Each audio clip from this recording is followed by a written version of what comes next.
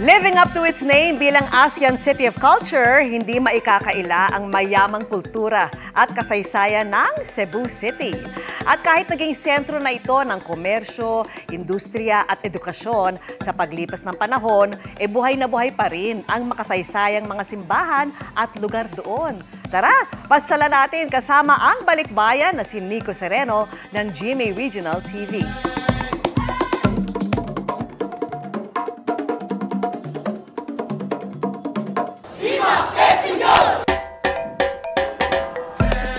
Bukod sa sinulog na isa sa pinakamalaking festival sa bansa, kilala rin ang probinsyang ito sa magagandang beaches, diverse marine life, at syempre, sa mayamang kasaysayan.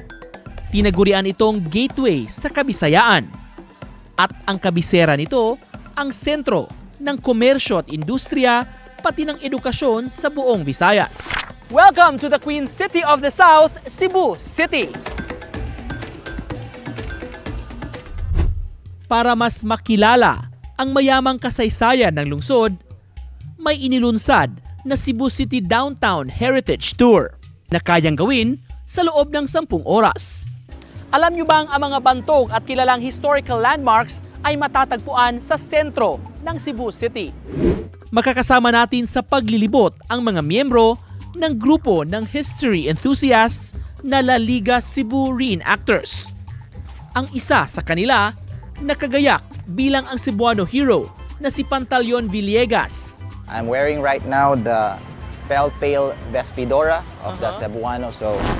First stop, ang Plaza Independencia, kung nasaan ang oldest and smallest fort sa bansa, ang Fort San Pedro. Very unique in terms of its structural design because it has a triangular wall feature with 3 bastions. Malapit lang dito ang Magellan's Cross, kung saan makikita ang wooden cross na itinanim ni Spanish explorer Ferdinand Magellan nang dumating sa bansa noong 1521. When we speak Cebu City po talaga, ito po talaga yung magtatatak sa isip ng mga Cebuano at mga Pilipino, ang Magellan's Cross. Dahil dito itinayo yung cross na symbolize ng Kristyanismo dito sa Cebu. Nasa tabi lang nito ang Basilica Minore del Santo Niño, kung nasaan ang pinakamatandang religious relic sa bansa. This is the oldest church at dito rin natagpuan yung Santo Niño, kung saan hinahanap ng ang mga tauhan ni Miguel Lopez de Legazpi noon. Pati ang Casa Gorodo na ngayon isang museo.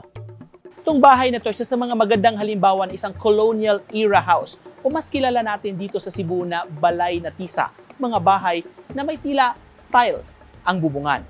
To the old Chinese tradition, 13 is a first number. Because of a certain pattern called oro, plata, mata. Oro, plata, mata, oro. Oro means gold. Thanks, good luck, prosperity. Ito naman ang Jesuit House na sinasabing itinayo noong 1730. This house is the oldest dated house in the Philippines. Ni-restore po ito na ang kanilang bahay and then 2008 po, inopen po nila into public as a museum. Ito naman ang Parian Heritage Monument na ipinatayo noong 1997. It's all about the events kung ano ang nangyari dati sa Cebu. So, moreover, talagang about siya sa Cebuano at pagdating nila Magellan, Battle of the Mactan, and even the Revolution. Next stop, we are here at the Calicolon. So, we call it as Heart of Cebu City kasi nandito siya sa center ng Cebu City. So, this was built in 1565. At matapos nga makita itong mga historical sites sa downtown Cebu, parang hindi na iwasan na nagugutom na tayo. Kaya tara, hanap tayo ng mga pagkaing tatak Cebu. Makasaysayan din ang Freedom Park kung saan ginagawa ang political campaign sorties at religious debates noong unang panahon. Malapit ito sa pinakamatandang market sa Central Visayas, ang Carbon City Market. At sa pagitan niyan, ang dating Warwick Barracks, isang military facility ng mga Amerikano. Ngayon, isa na itong hawker center. Dito pwedeng subukan ang tuslubwa na gawa sa pig brain. Una po itong mantika. Susunod po itong bawang at sibuyas. Bali, igigisa lang po siya, sir. Susunod na natin itong utak ng baboy. Tapos soy sauce.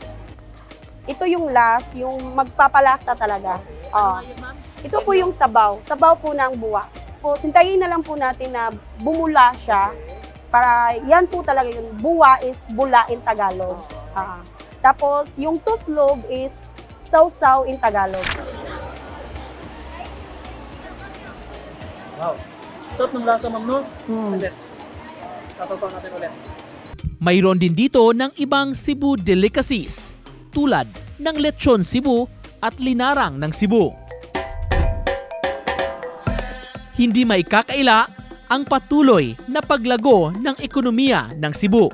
Sa kabila nito, hindi nakakalimutan ng mga tao ang makulay na kasaysayan at kultura ng lungsod na tinaguriang ASEAN City of Culture.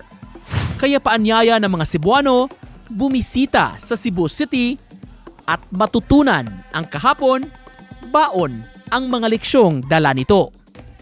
Kaya't balikan ang nakaraan at silipin ang kasaysayan. Nico Sireno para sa Balikbayan, the GMA Integrated News Summer Pasyalan, nakatutok 24 oras.